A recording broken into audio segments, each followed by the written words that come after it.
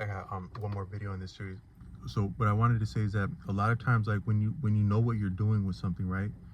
When you know what you're doing, you're doing what works. You know what works and you do what works. Thereby, you know what you're doing, and you don't make too many bones about how it works. You don't introduce judgment to how it works, and you're not abashed about employing it since it works. But you may actually know how it works if you know how to work it enough to have it work. So I think that some of that is recognizing like undertones, like there's something called undertones and overtones. A lot of people might not know what they're actually referencing when they say something like that.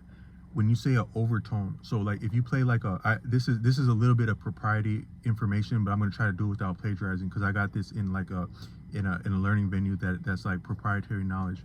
But when you play when you play a note on a piano or like on a guitar, there's like I was saying in another video that according to Arthur Avalon, when you make any sound, all sounds are contained within any sound. So all the letters of the alphabet are actually contained within the utterance of any letter of the alphabet.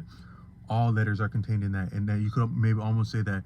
I don't know if this is a fact, but I think you can't pronounce a consonant without a vowel, nor a vowel without a consonant. You would need some form of a sounding board or a contrast to enunciate or articulate either a sound, a noun, or a vowel. But I can't substantiate that, but I think that's the case. But I do know that according to Arthur Avalon is that any letter by that reasoning in the alphabet contains all letters. So whatsoever is explicit in a letter that is overt, clear, also the remainder of the alphabet is implicit within that. That is it's implied or it's contained within that, maybe in a subtle form, in like in a seed form. It's not expressed, but it's still there in a seed form. But so um um but when you do but when you so thereby also it's the same with a sound at all in general. Within one sound are all sounds. That's how profound sound is, and that's why I said in another video that according to Arthur Avalon, one would be incredibly learned to be learned in sound. One that is possessed of knowledge of sound and its dynamics and realities is a highly learned person, because you could almost reason that all of life is an implication of sound. Even what we appreciate as the hard sciences, it's still sound, because that's vibration, and like it's energy and vibration are maybe synonymous and interchangeable and redundant terms, energy and sound. And there's, according to Arthur Avalon, there's no creation of sound in space, just like there's no creation of energy. It can only be expressed.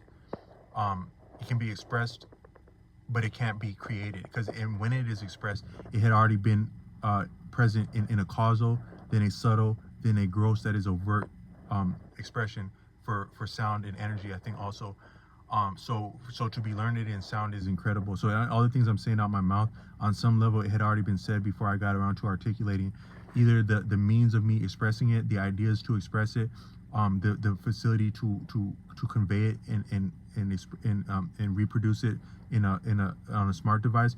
All that had already was precedent to my actual getting around to uttering something. That's some of the profundity of expression and speech according to Arthur Avalon. But also sound, you could say that a sound had existed before it was enunciated. So you have some gunshots going off, pop, pop, pop. You actually can't imitate gunshots unless you've heard them. And I actually had some students I was transporting that were way too young to know what gunshots should sound like. And they were some of the coolest people that I've worked with and met in all my jobs, the people I was taking care of.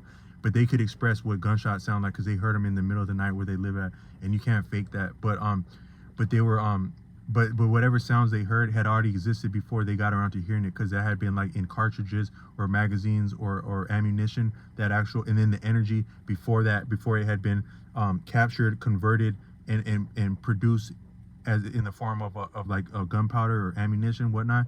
It had already produced, it lived, like it had been part of the earth, and then it was curated and prepared and packaged and potent like that before it became in this express horrible sound that you can't imitate without having heard it. And these young people I was transporting could imitate exactly what it sounded like, unfortunately.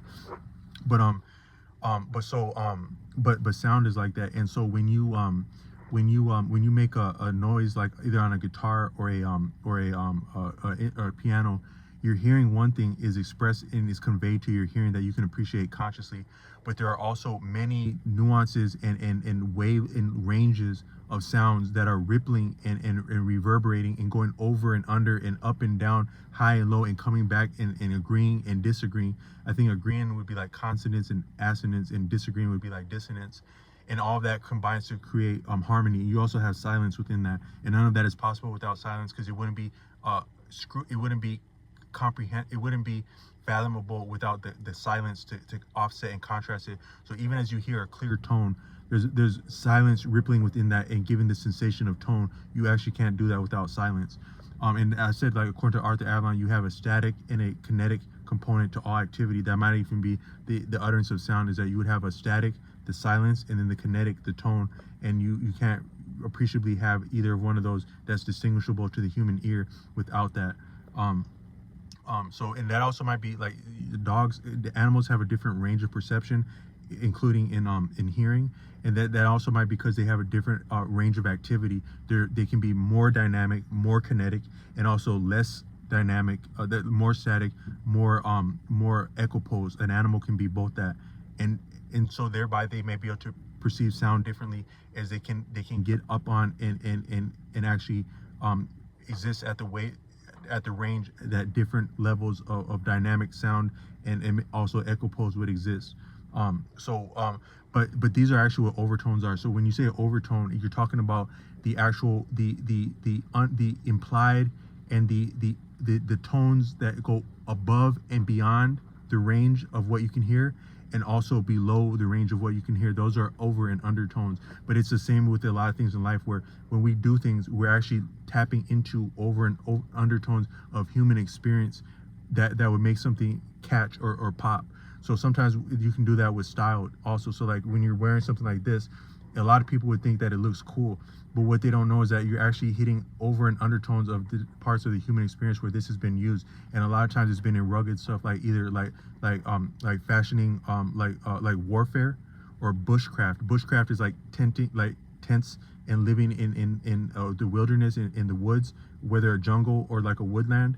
That's bushcraft, but that's also part of military conflict, is bushcraft. And so like even the green that's employed in like traditional camouflage is still within bushcraft a little bit, because that's like being in the woods.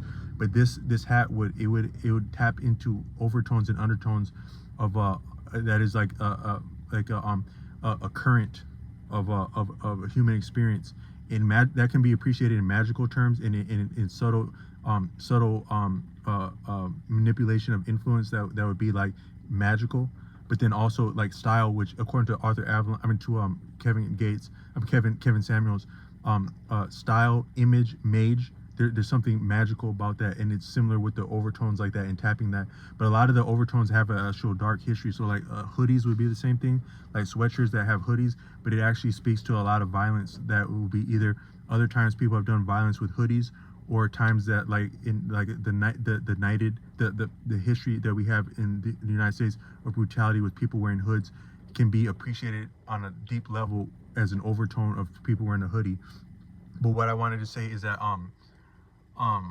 but a lot of these overtones, that what's sexy, what is sexy, a lot of people like killer stuff. Killer shit is sexy.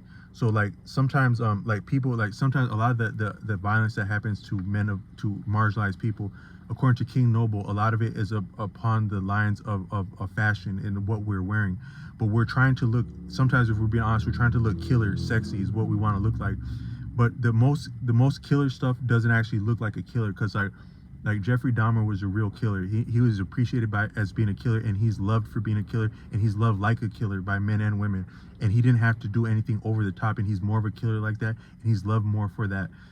But and I want to talk just a little bit about that. But so a lot of like so we can appreciate that females, women, they have say-so over who's born and who's not, who's loved and who's not. They have some say-so over that, and they actually do like killer stuff. Like a lot of, if we're being honest, that stuff is sexy to a lot of females. Is like either killer in like the term of like what would be like look like dangerous, or just like killer, like a smooth operator, a ladies killer, a well put together person that's killing life, whether they're killing innocent people like Jeffrey Dahmer's, or they got a business job where they're killing people like me trying to buy stuff. People like killer stuff.